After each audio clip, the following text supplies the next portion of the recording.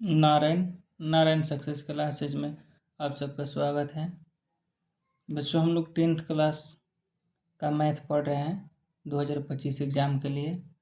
हम लोग शुरू से स्टार्ट किए हैं 1 अगस्त से क्लास, और इसको दिसंबर तक हम लोग ख़त्म कर देंगे। टारगेट रखेंगे मैथ पूरा 100 में 100 लाने के लिए। ठीक, ऑब्जेक्टिव भी पढ़ेंगे और इसका सेट भी लगाएंगे, क्वेश्चन बैंक भी पढ़ेंगे। मैथ एनसीईआरटी है। एनसीईआरटी के अलावा हम लोग केसी सिन्हा, आर डी शर्मा से भी कुछ मैथ देखेंगे। ठीक, चलिए हम लोग आज अपना 7वां क्लास स्टार्ट करते हैं।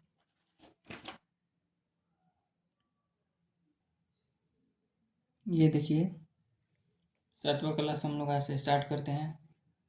एनसीईआरटी 1.2 का 6 नंबर सवाल है। कह रहा है कि व्याख्या कीजिए कि 7 गुना 11 गुना 13 प्लस 13 और 7 गुना 6 गुना 5 गुना 4 गुना 3 गुना 2 गुना 1 प्लस 5 भाज्य संख्या है। भाज्य संख्या क्यों है? देखिए, भाज्य संख्या का हमने परिभाषा बतलाया था, पहले रफ में समझिए। देखिए रफ, पहले इसको रफ में लिखते हैं। भाज्य संख्या,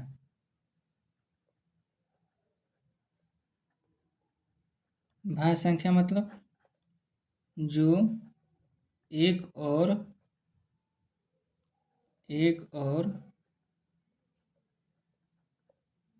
स्वयं के अलावा किसी और से कटे, किसी और से कटे। जैसे 4 देखिए 4 किस किस से कटता है? 1 से कटता है, 2 से कटता है, 4 से। 1 और स्वयं का मतलब 4, इसके छोड़ा के 2 से भी कटा। अच्छा, या इसको हम लोग ऐसे कह सकते हैं कि 4 को क्या लिख सकते हैं गुना के रूप में? 2 गुना 2। ठीक, मान लीजिए 1 भी लिख सकते हैं। 6 को कैसे लिख सकते हैं? 2 गुना 3। तो 2 कौन सा संख्या है? अभाज्य है, अभाज्य संख्या है। ठीक, 3 कौन सा संख्या है? तीनों अभाज्य संख्या है।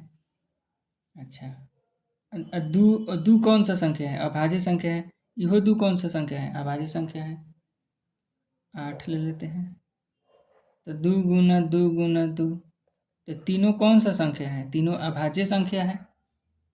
तीनों 2 10 लेते हैं, तो 2 गुना 5। 2 कौन सा संख्या है? अभाज्य संख्या है। 5 कौन सा संख्या है? अभाज्य संख्या है। तो कहने का मतलब ये हो गया कि भाज्य संख्या अभाज्य संख्या का क्या होता है? गुणनफल होता है। भाज्य संख्या क्या होता है? अभाज्य संख्याओं का गुणनफल क्या होता है? भाज्य संख्या होता है। भाज्य संख्या होता है। ठीक, जितना भाज्य संख्या को हम लोग तोड़ रहे हैं सब अभाज्य संख्या में टूट रहा है। लेकिन 5 को तोड़ेंगे तो क्या लिखेंगे? 1 गुना 5। 3 को तोड़ेंगे तो क्या लिखेंगे? 1 गुना 3। ठीक, तो इसमें 1 5 छोड़कर और कुछ नहीं आ रहा है। 1 5 छोड़ के 2 4 6 8 ये सब आना चाहिए, जबकि ये सब नहीं आ रहा है। ठीक, तो इसलिए ये कौन सा संख्या है? ये अभाज्य संख्या है। ये कौन संख्या है? अभाज्य संख्या है। लेकिन भाज्य संख्या देखिए, 1 को छोड़कर और स्वयं को छोड़कर और कुछ आ रहा है गुना के रूप में। इसमें देखिए 5 में और 3 में 1 को 5 स्वयं को छोड़कर और कुछ गुना के रूप में नहीं आ रहा है, इसलिए अभाज्य संख्या है। और 10 को देखिए, 1 को और 10 को छोड़कर और कोई गुना के रूप में आ रहा है। ठीक, तो आइए हम लोग इसको बनाते हैं। इसको इधर ऐसे कर देते हैं, गिण देते हैं, रफ हो गया। तो भाज्य संख्या मतलब जो अभाज्य संख्या के गुना के रूप में हो। मान लीजिए हल यहाँ पर लिखते हैं। ठीक, माना कि a बराबर 7 गुना 11 गुना 13 प्लस 13। ठीक, इतना मान लिया हम लोग। अब आप ध्यान से देखिए कि 7 गुना 11 गुना 13 ये एक भाग हो गया, यहाँ से यहाँ तक ले। जहाँ से प्लस माइनस आता है वहाँ से भाग बदलता है। ठीक, जहाँ से प्लस माइनस आएगा बच्चों वहाँ से भाग बदलेगा। 7 गुना 11 गुना 13 प्लस यहाँ पर आया तो ई वाला पूरा एक भाग कहा जाएगा, ई एक भाग। तो देखिए एक भाग में यहाँ पर भी 13 है, यहाँ पर भी 13 है, तो दोनों में से 13 कॉमन निकाल लिए।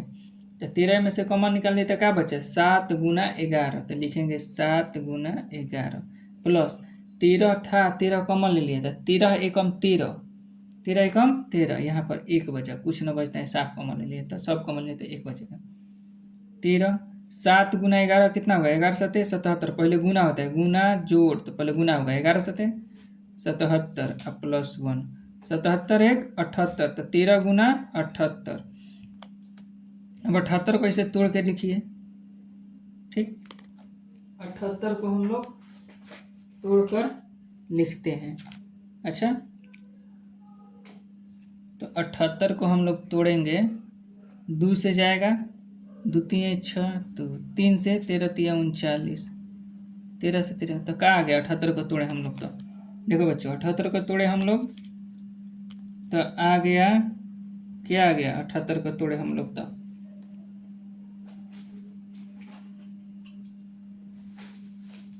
78 को तोड़े हम लोग तो 13 गुना 78 को तोड़े तो 2 गुना 3 गुना 13 आ गया। अब आप ही लोग बताओ बच्चों, इसमें अभाज्य गुणनखंडन 2 भी आ गया, 3 भी आ गया, 13 भी आ गया इसके गुणनखंड में। 2 का है अभाज्य संख्या है, 3 का है भाज्य के गुणनखंड 3 है, अभाज्य संख्या है, 13 अभाज्य संख्या है। तो अभाज्य संख्याओं का गुणनफल क्या होता है, देखो यहाँ से अभाज्य संख्या का गुणनफल क्या होता है, भाज्य संख्या, ठीक। तो ये क्या हो गया, चूंकि ये क्या है, चूंकि ये अभाज्य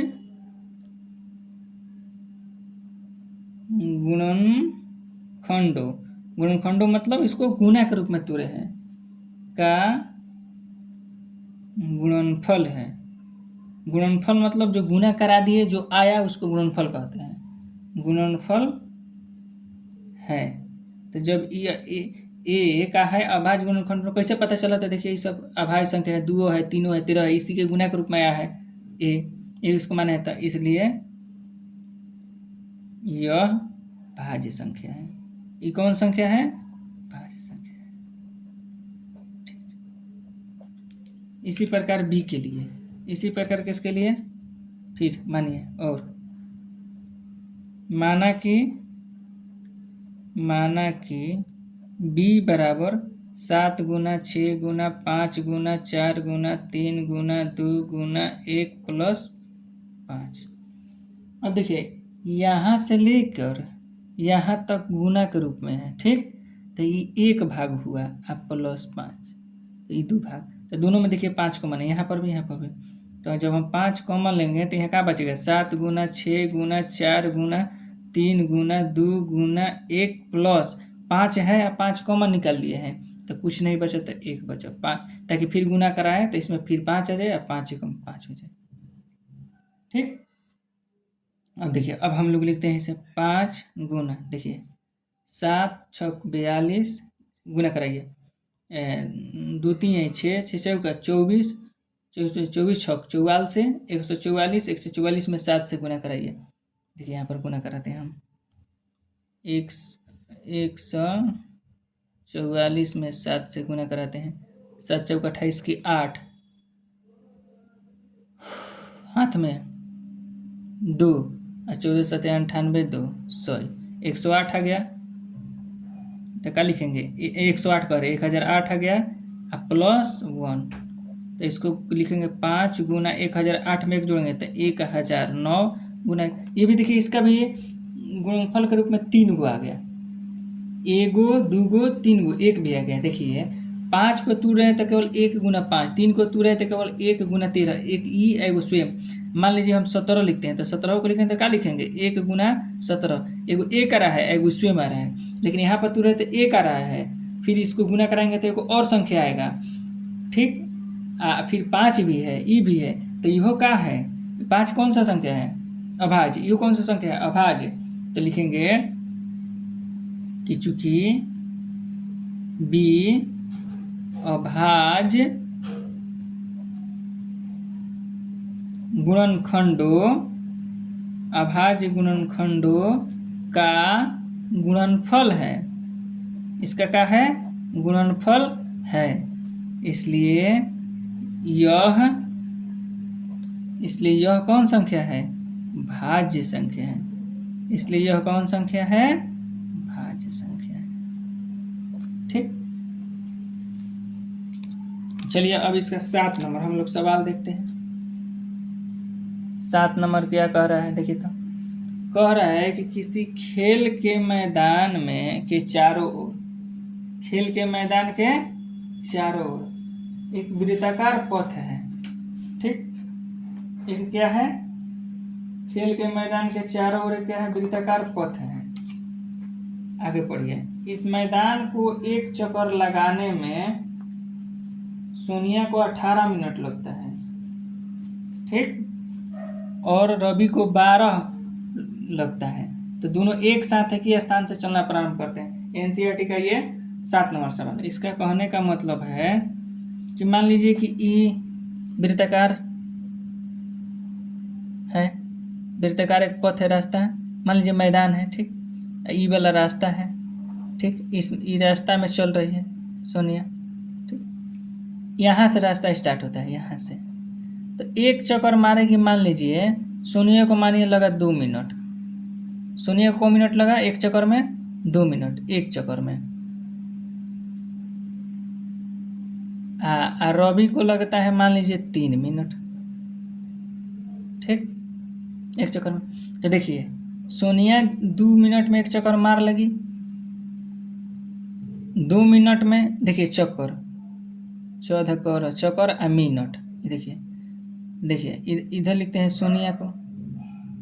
तो सोनिया एक चक्कर को मिनट में, 2 मिनट में, दूसरा चक्कर 4 मिनट में, तीसरा चक्कर 6 मिनट में, चौथा चक्कर 8 मिनट में, पांचवा चक्कर 10 मिनट में, छठवां चक्कर 12 मिनट में। ठीक, ऐसे मारेगी। अच्छा, और रवि कैसे मारेगा, रवि पहला चक्कर 3 मिनट में, दूसरा चक्कर 3 दूनी 6 मिनट में, तीसरा चक्कर तितरी का 9 मिनट में, चौथा चक्कर 3 चौका 12 मिनट में। देखिए सोनिया एक चक्कर 2 मिनट में मारेगी और दूसरा चक्कर 4 मिनट में मारेगी, तीसरा चक्कर 6 मिनट में मारेगी। तो जब 6 मिनट में मार लेगी तो यहाँ पहुँचेगी। तब तक रवि दूसरा चक्कर मार के 6 मिनट में यहाँ पहुँचेगा। मतलब दोनों 6 मिनट में यहाँ पहुँचेंगे। ठीक, एक साथ भेंट करेंगे पहला बार इसका कितना मिनट लग रहा है, सोनिया का 2 मिनट, इसका 4 मिनट, दूसरा बार में, तीसरा बार में 6 मिनट। तो तीसरा बार में 6 मिनट जब तीसरा चक्कर यहाँ पर सोनिया मार के यहाँ आएगी तो उस समय जो ये रवि है, ललका रवि, वो दूसरा चक्कर मारेगा 6 मिनट में। तो दोनों को भेंट कब होगा, 6 मिनट में। तो कह रहा है कि दोनों एक ही स्थान से चलना प्रारंभ करते हैं, तो वे पहली बार कब मिलेंगे। सवाल क्या कह रहे हैं, देखिए क्या कह रहा है। सवाल कह रहा है कि कितने समय के बाद वे पुनः प्रारंभिक स्थान पर मिलेंगे, मतलब कितना देर बाद मिलेंगे। तो कितना देर बाद मिलेगी, 6 मिनट। फिर एक बार कब मिलेगा, ये जो 12 मिनट में छवा चक्कर मारेगी तो ये चौथा मिनट में 12वां मिनट में चौथा चक्कर मारेगा। तो फिर एक बार 12वां मिनट में भेंट होगा। लेकिन वो शुरू वाला पूछ रहा है कि पहला बार फिर कब पुनः फिर कब मिलेगी। तो 6 मिनट पर मिलती है। तो 6 ये दोनों का है, 2 या 3 का 6 का है, एलसीएम है। जब ऐसा कहे कि फिर कब मिले वही घड़ी, तो उसको एलसीएम उसका निकालते हैं। ठीक, आइए अब हम इसको बतलाते हैं, हल करते हैं। कहाँ एलसीएम निकालते, हो गया। अब लिखते हैं, हल यहाँ पर लिखेंगे कि सोनिया द्वारा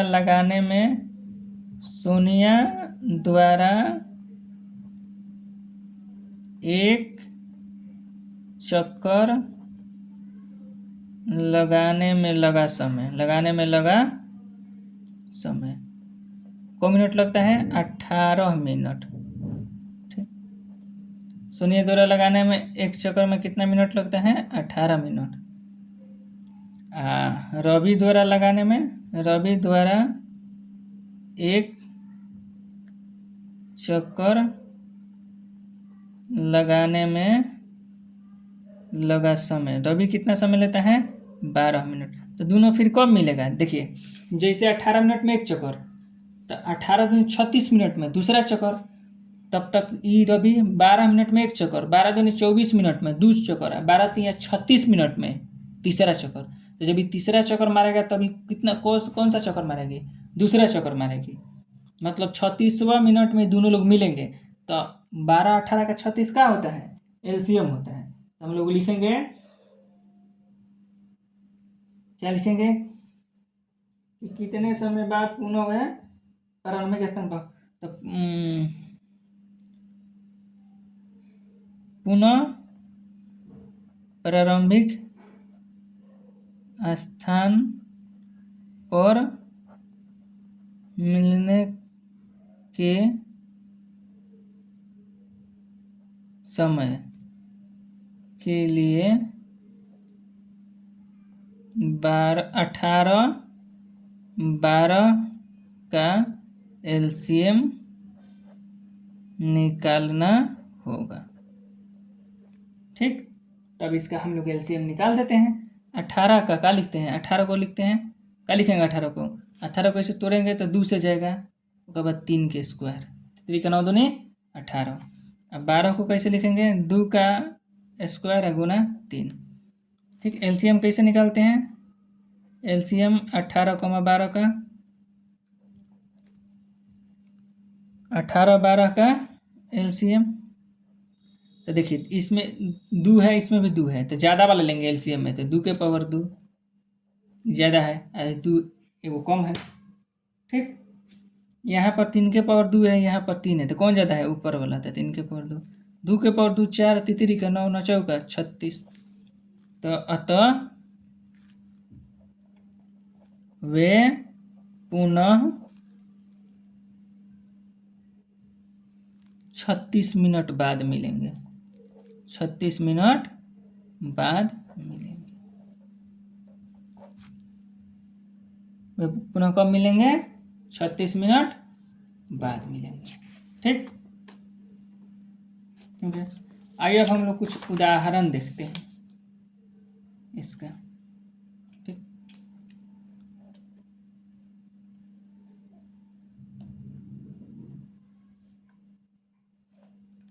देखिए उदाहरण नंबर 5 है, उदाहरण नंबर 5 है, पेज नंबर 11 एनसीईआरटी का।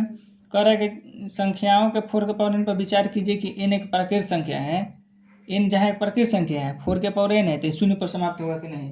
इस प्रकार का हम लोग सवाल बनाए थे। ठीक, आइए हम लोग फिर इसको देखते हैं क्या कह रहा है कि 0 पर समाप्त होगा कि नहीं। तो मान लेते हैं, माना कि a बराबर 4 के पावर n। जब हम लोग a को तोड़ेंगे तो 4 को तोड़ेंगे तो क्या लिखेंगे, 2 गुना 2 के पावर n। 2 कौ गो है, देखिए 2 ठो है, 1 2, तो 2 के पावर 2 के पावर में n। और जब ऐसे रहेगा तो पावर में गुना हो जाता है, 2 में n से गुना करेंगे तो 2n, 2 के पावर 2n हो जाएगा। ठीक, अब हम लोग लिखेंगे कि चूंकि हम जानते हैं कि कोई भी संख्या 0 पर तभी समाप्त होगी चाहे होती है, तभी समाप्त होती है जब उसके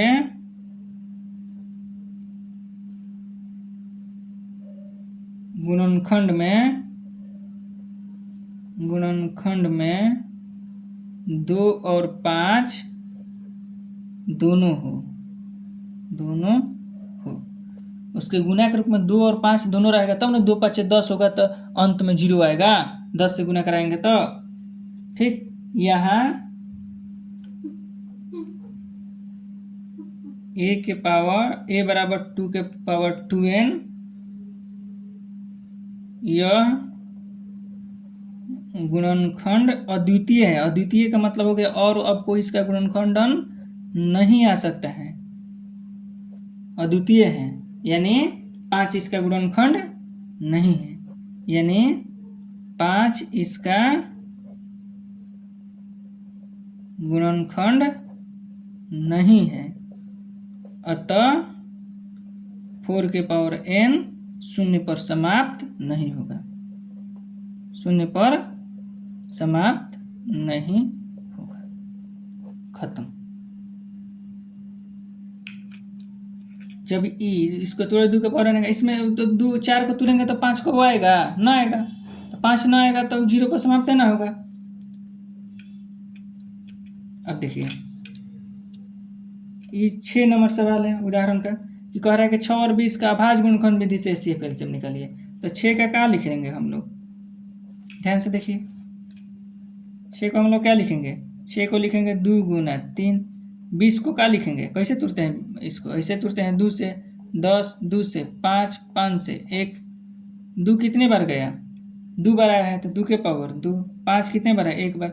तो HCF पहले इसका लिखते हैं, HCF 6,20 का। तो 2 है, यहाँ पर भी 2 है, दोनों में 2 कॉमन मिला था, 2 के पावर 2 है, ये गो 2 है। तो कम कौन है, यहाँ 2 के पावर 2 गो 2 है, एगो 2 है, तो एगो 2 कम। HCF में कम वाला लेंगे, यहाँ पर 3 है, 5 है, कुछ कॉमन नहीं मिल रहा है, तो HCF 2 हो गया। LCM में क्या बतलाए थे कि LCM मिले तो ज़्यादा वाला, ये 2 के पावर 2 है, 2 है तो ज़्यादा कौन है, 2 के पावर 2। और क्या, मिले तो ज़्यादा वाला, जो नहीं मिले उसको भी लेना है। 3 इसमें है, इसमें नहीं है तो इसको भी ले लिए। 5 इसमें है, इसमें नहीं है तो इसको भी ले लिए।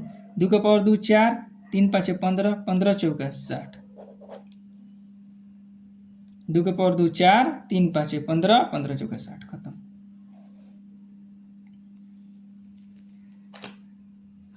अब आगे देखिए, ये कह रहा है 8 नंबर, कितना 7 नंबर कह रहा है कि अभाज्य गुणनखंडन, क्या कर रहा है, अभाज्य गुणनखंडन विधि द्वारा 96 460 का HCF निकालिए, फिर इनका एलसीएम निकालिए। पहले HCF निकाल लेते हैं कह रहा है, फिर इसका एलसीएम निकालिए। तो देखिए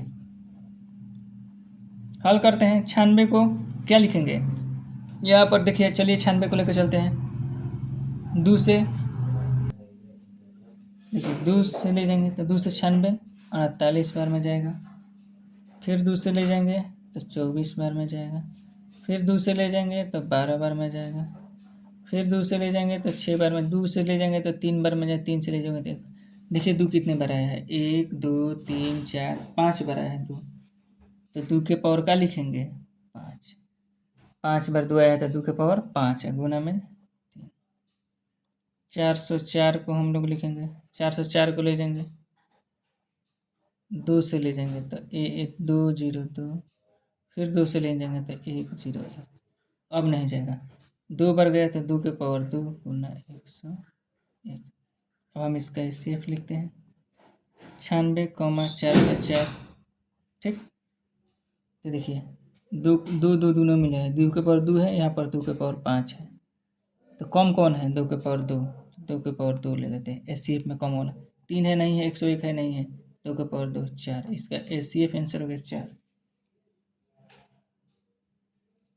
अब कह रहा है कि LCM इसका निकालिए। ठीक, LCM कैसे निकलेगा इसका, LCM 96,404 का।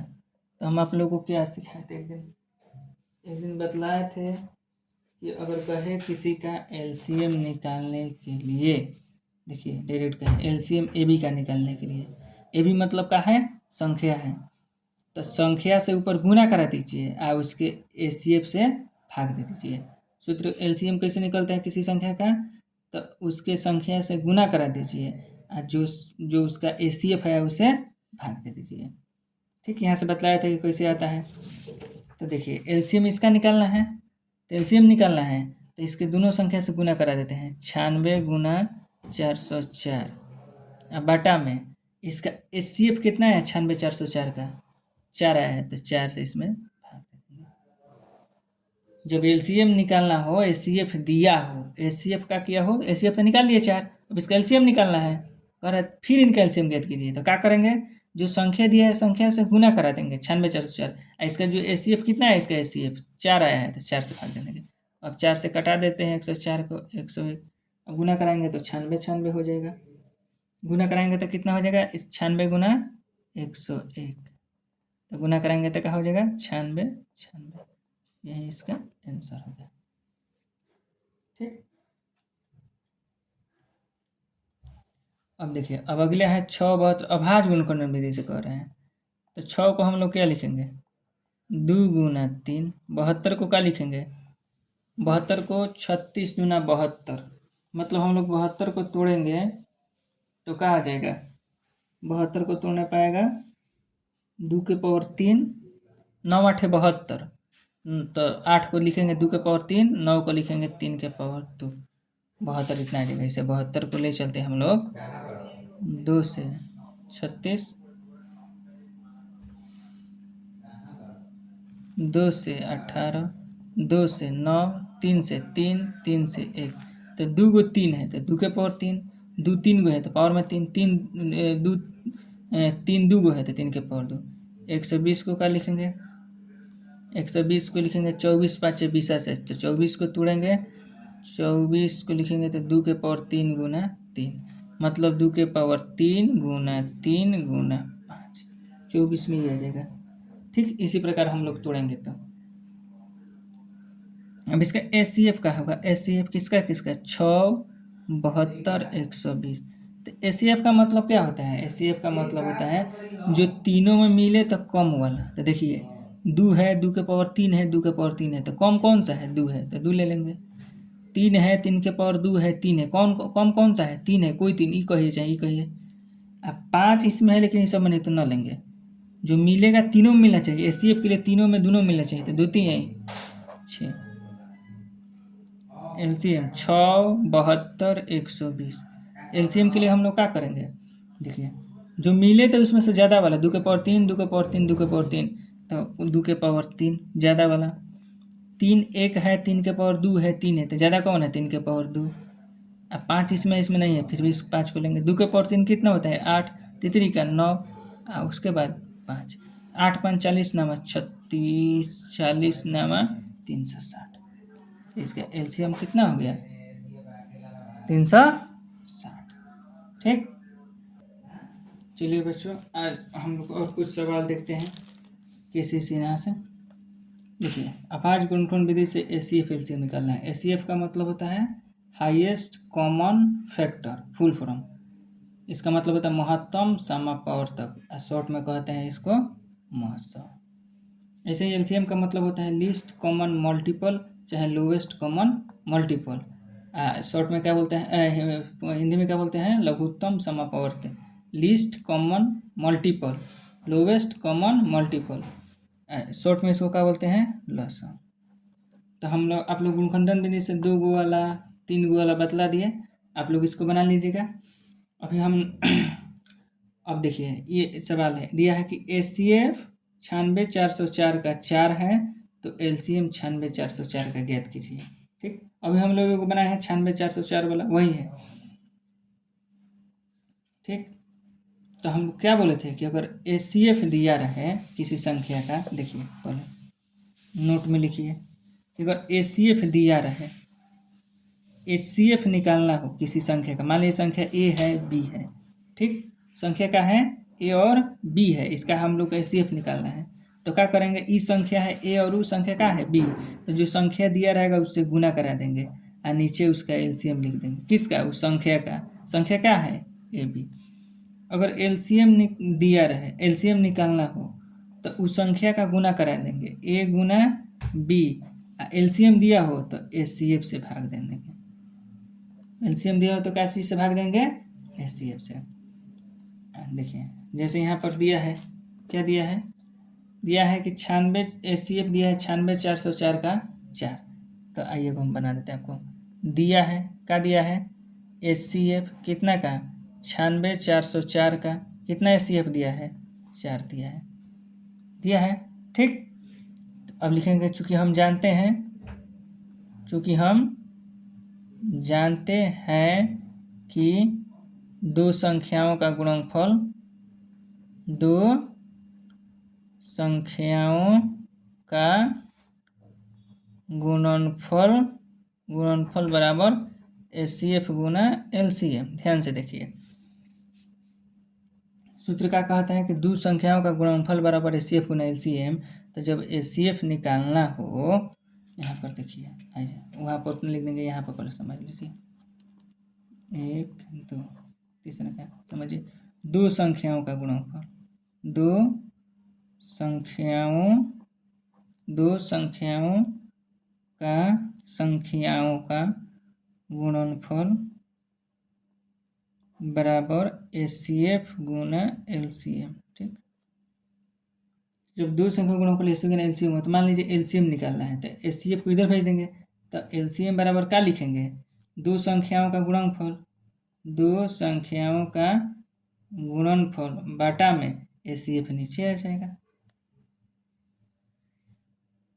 ठीक, उसी प्रकार दो संख्या गुणनफल LCM निकालना है तो HCF गुना में तो इधर आएगा, तो भागा में तो दो संख्याओं का नीचे आ जाएगा। तो वही तो बात है कि HCF निकाल रहे हैं, ये दोनों संख्या का क्या है, ये दोनों संख्या का गुणनफल है।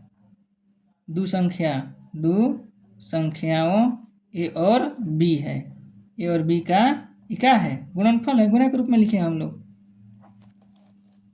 तो वही बात यहाँ पर भी हम लोग लिख दिए कि लिख देंगे खाली कि चूंकि हम जानते हैं कि दो संख्या गुणनफल बराबर HCF गुना LCM।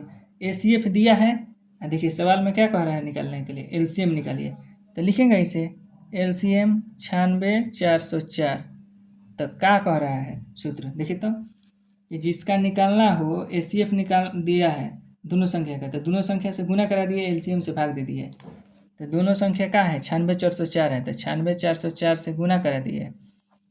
LCM दिया है तो HCF से भाग देंगे, तो लिख देंगे यहाँ पर HCF 96,404। अब ऊपर लिख देते हैं 96 गुना 404, इसका HCF 96,404 का है, 96,404 का HCF कितना दिया है, 4 दिया है, यहाँ पर 4 लिख देंगे, 4 से कटा देंगे 101 बार में, 101 में 96 से गुना करेंगे तो 96 आंसर आ जाएगा। इसी प्रकार दूसरा देखिए, दूसरा का दिया है LCM दिया है 72,126 का, लिखेंगे यहाँ पर दिया है, क्या दिया है देखिए यहाँ पर फिर लिखना है दिया है भी लिखना है कि LCM 72,126 का 504। HCF पूछ रहा है 72,126 का 504 HCF पूछ रहा है, तो फिर लिखेंगे कि चूंकि हम जानते हैं कि दो संख्याओं का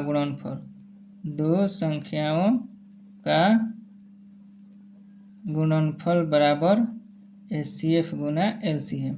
ठीक, इसलिए क्या निकालना हम लोग का, LCM दिया है, HCF निकालना है, तो HCF 72,126 का क्या करेंगे, HCF निकालना है तो इन दोनों संख्या का गुना करेंगे, 72 गुना 126 बटा में HCF दिया है, HCF निकालना है, LCM दिया है तो HCF निकालना है, तो LCM नीचे हो जाएगा 72,126 और 72,126, इसका LCM कितना दिया है यहाँ पर देखिए तो 504 दिया, नीचे 504 लिख देंगे। अब इसको कटाएंगे, देखिए तो 4 से कट जाएगा, 4 एकम 4 तो 1 बचेगा, 1 0 10 हो गया, 4 दूनी 8 2 4 4 6 24 कट जाएगा, और 4 से 51 कट जाएगा, 18 चौक 72, 126 से 126 कट गया, कितना आ गया आंसर 18, इसका 18 आंसर हो गया। इसी प्रकार आप लोग इसको बना लीजिए 3 4 5 6, इसी प्रकार इसको आप लोग बना लीजिएगा। अगर HCF निकालना होगा, LCM निकालना होगा तो HCF नीचे होगा, HCF, और जब LCM निकालना होगा तो HCF नीचे होगा, जब HCF निकालना होगा तो LCM नीचे होगा। दो में से वो कोई दिया रहेगा कि तो HCF दिया रहेगा, नहीं तो LCM दिया रहेगा। ठीक, ये बच्चों हम लोग कुछ और सवाल देखते हैं।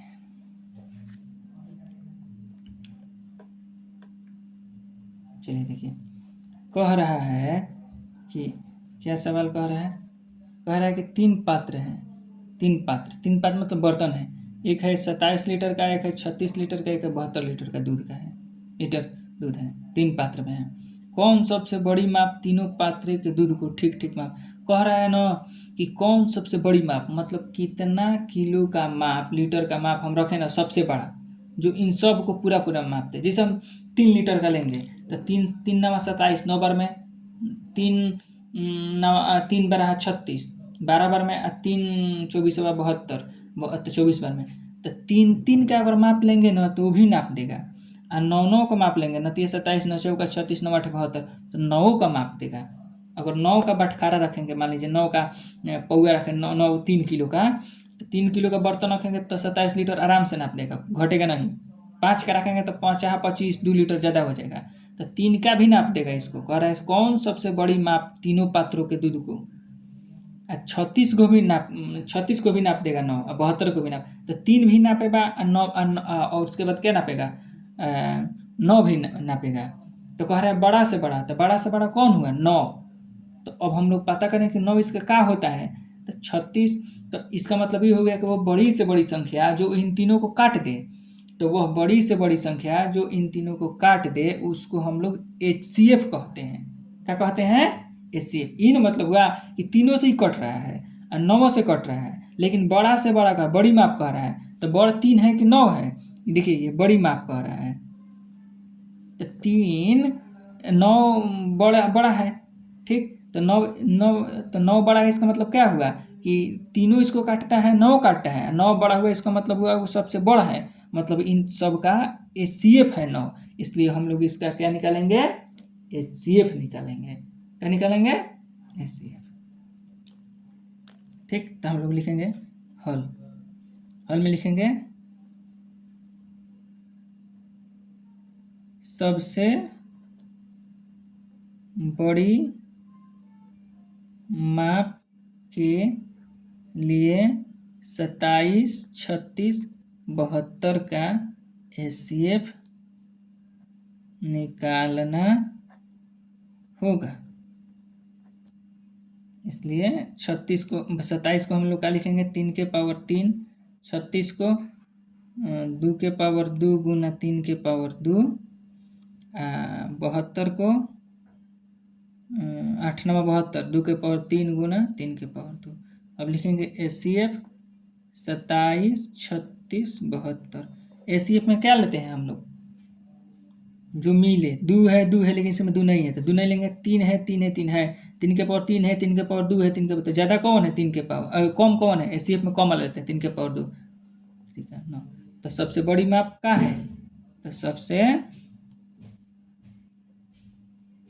बड़ी माप बराबर 9 लीटर का। 9 लीटर का हम लोग सबसे बड़ा लेंगे, इन तीनों को नाप देगा। आइए कपड़ा वाला देखते हैं, एक और है कपड़ा वाला, ये समझते हैं हम लोग इसको। कपड़ा वाला कह रहा है कि 3 मापन दंड मेजर रॉड है, ठीक। कौन कौन, 64 सेंटीमीटर का, 80 सेंटीमीटर का, 96 सेंटीमीटर लंबाई के है, ठीक। कपड़े की न्यूनतम लंबाई ज्ञात कीजिए, इससे कपड़ा नापना है। कह रहा है वो छोट से छोट कपड़ा बताइए, न्यूनतम मतलब छोटा, ज्ञात कीजिए जिससे इन दंडों में से किसी का प्रयोग। कह रहा है ना कि ये है में 64 सेंटीमीटर रॉड फीता हो के, चाहे 80 वाला हो के, चाहे 96 वाला हो, इन तीनों में से किसी से भी नापे। क्या कह रहा है कि किसी का प्रयोग कर, किसी का प्रयोग करके ठीक ठीक पूर्णांक संख्या में माप सके। पूर्णांक संख्या मतलब 1 2 3 4, जीरो भी होता है, माइनस वाला भी होता है, ठीक ना। तो मतलब एकदम इसमें नापे, मतलब नापे तो एक बार में हो जाए, 2 बार में, 3 बार में, इन्हें कि अब आधा डेढ़ हो जाए, आधा हो जाए, डेढ़ हो जाए, इन्हें कि एक बार नापे फिर आधा नापती है, वैसा बात ना है कि एक बार एक फीट से नापे और फिर उसके बाद और मोड़ दिए तो कहे आधा डेढ़ बार में नाप गया, ऐसे ना नापना है कि तो एक बार में नापे, नहीं तो 2 बार में, नहीं तो 3 बार में, नहीं तो 4, एकदम पूरा ऐसे नापे, 4 5 6 7 इस बार में, इन्हें कि एक नापे फिर आधा नापती है डेढ़ बार में, ऐसा ना।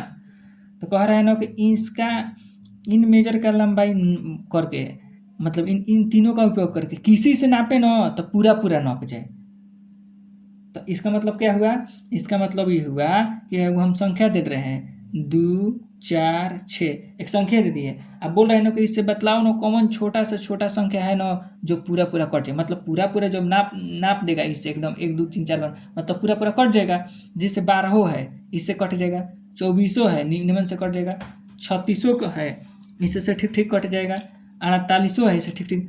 तो सबसे छोटा कौन है, 12 है, वो तो वही कह रहा है कि कपड़े की न्यूनतम लंबाई ज्ञात करें। तो कपड़ा की न्यूनतम लंबाई सबसे छोटा का है 12। तो 12 इसका क्या होता है, एलसीएम होता है, 2 4 6 का 12। वह छोट से छोट संख्या जो हम संख्या दिए हैं उससे कट जाए, इसलिए हम लोग इसका क्या निकालेंगे, एलसीएम निकालेंगे। ठीक, कहने का मतलब इसका है कि 64 से भी उसको नापे तो नप जाए पूरा पूरा, 80 से भी नापे तो नप जाए, 96 से भी ना। हम कहें कि एगो 2 मीटर का रॉड है, एगो 4 मीटर का है, एगो 6 मीटर का है, तो बतलाइए तो 13 मीटर का कपड़ा लेंगे तो 2 से नपेगा ना, 2 छक्का 12, फिर आधा नापना पड़ेगा। तो आधा नहीं कह रहा है, कह रहा है ना कि ठीक ठीक पूर्णांक संख्या में मापा जा सके। पूर्णांक मतलब सुगहक सुगहक। ठीक, तो 2 से 12 भी कट जाएगा, 4 से भी कट जाएगा, 6 से, मतलब 2 मीटर वाला कपड़ा फीता लेंगे तब वो नप जाएगा 12 मीटर, 4 मीटर वाला लेंगे तब वो नप जाएगा, 6 मीटर वाला लेंगे तब वो नप जाएगा। लेकिन 12 के बाद 24 नप जाएगा, 2 वाला से 12 बार में, 4 वाला से 6 बार में, 6 वाला से 4 बार में 36 नप जाएगा। लेकिन सबसे छोटा कौन नपेगा, 12। तो इसका मतलब सबसे छोटा, इसका मतलब ये हो गया कि 12 का है, 12 का होता है इस सबका सबसे छोटा, एलसीएम होता है जो इनसे नप जाए, मतलब इनसे पूरा पूरा कट जाए। तो कपड़े की न्यूनतम कह रहा है, इसलिए हम लिखेंगे हल में लिखेंगे कि कपड़े की न्यूनतम लंबाई, कपड़े की न्यूनतम लंबाई ज्ञात करने के लिए 64, 80, 96 का एलसीएम ज्ञात करना होगा। ठीक, अब आइए हम लोग इसका एलसीएम ज्ञात करते हैं, 64, 80 और 96 का। 64 का, तो 64 का हम लोग क्या लिखेंगे, 2 के पावर 6। अच्छा, 80 को हम लोग क्या लिखेंगे, 20 चौका 80, 2 के पावर 4 गुना 5, 16 पचे 80, तो 2 के पावर 4 5 हो जाएगा। उसके बाद हम लोग 96 का लिखेंगे, 24 48, 48 दूनी 96, 24 चौका 96, 96 का एक तोड़ते हैं हम लोग, 2 से 48, 2 से 24, 2 से 12, 2 से 6, 2 से 3, 3 से 1, 2 दूनी 4 से 8, 16 32। तो 2 के पावर 5 कितना 2 है, 5 को है, 1 2 3 4 5, एगो 3। तो एलसीएम कैसे निकालते हैं हम लोग, 64, 80, 96 का एलसीएम। तो जो मिले तो ज़्यादा वाला, 2 के पावर 5, 2 के पावर 4, 2 के पावर 6, कौन है ज़्यादा, 2 के पावर 6 गुना, जो मिले वो लेना है, जो ना मिले एलसीएम वो लेना है, 3 है 5। 2 के पावर 6 कितना होता है, 2 के पावर 5 32, तो 32 दूनी 64 गुना 5 3 15, 15 चौका 60, 6 और 15 छक्का 90, 6 96, मतलब 960 मीटर का कपड़ा होगा। कितना कपड़ा होगा, 960 मीटर का कपड़ा होगा। तो क्या लिखेंगे, अतः कपड़े की न्यूनतम लंबाई बराबर 960 मीटर आंसर। कपड़े की न्यूनतम लंबाई पर 960 मीटर अंतर। ठीक है बच्चे, अब हम लोग इसको बंद करते हैं, कल आप लोग इसको बना कर रखिएगा।